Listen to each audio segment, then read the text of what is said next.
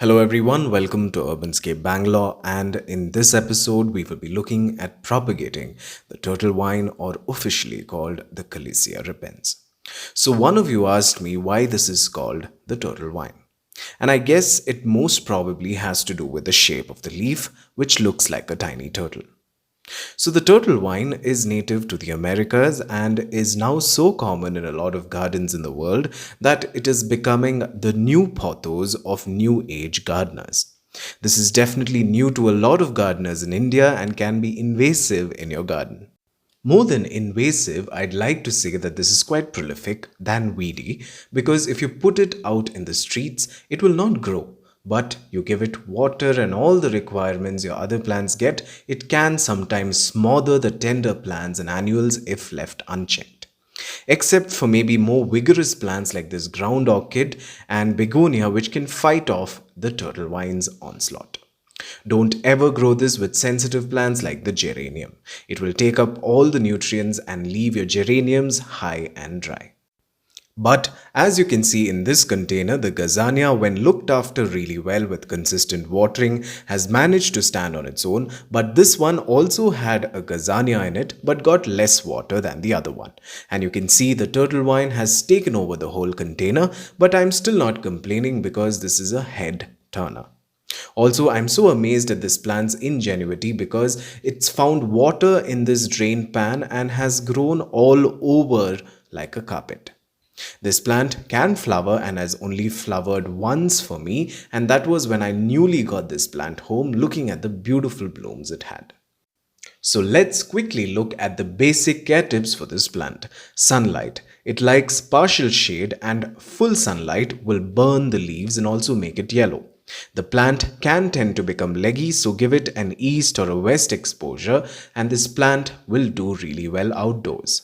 More specifically, east for dark green glossy leaves. If grown indoors, then I would prefer east, south, and west only.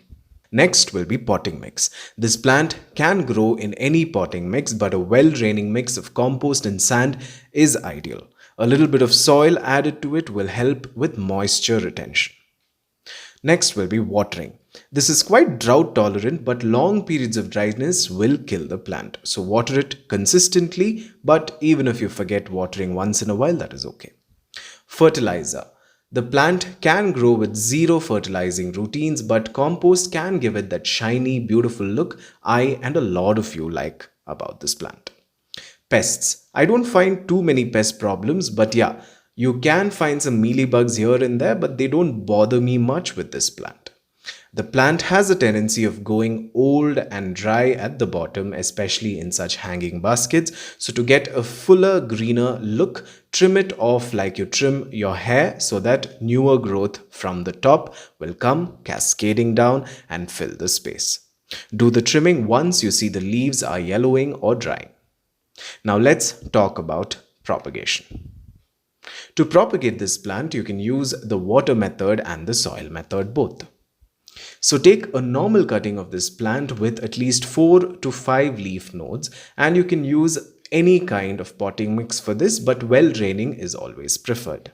So just place the cutting over the soil. You don't have to insert the nodes into the soil or anything. Just a simple contact of the plant with the soil and watering every day will bring out roots, and in no time you will get a turtle vine that will be cascading all over.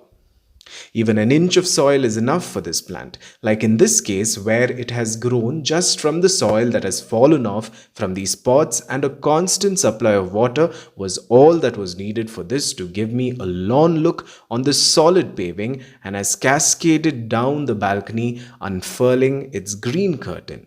Amazing, isn't it? Now for the water method.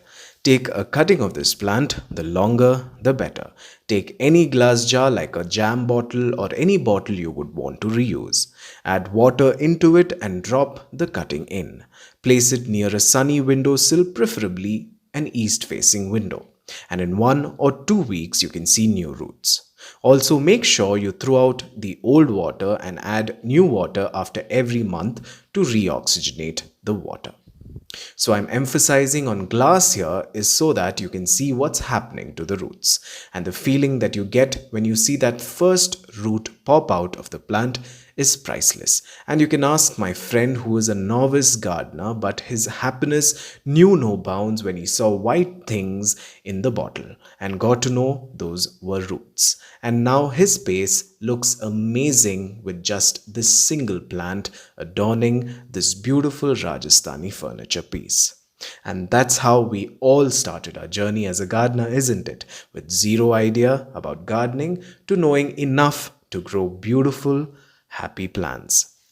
So, with this, we have come to the end of yet another episode of Urbanscape Bangalore. I really hope you've enjoyed this program. Additionally, you can also follow me on Instagram and Facebook for further updates. The links are given below. So, thank you for watching, and until we meet again, a very warm goodbye.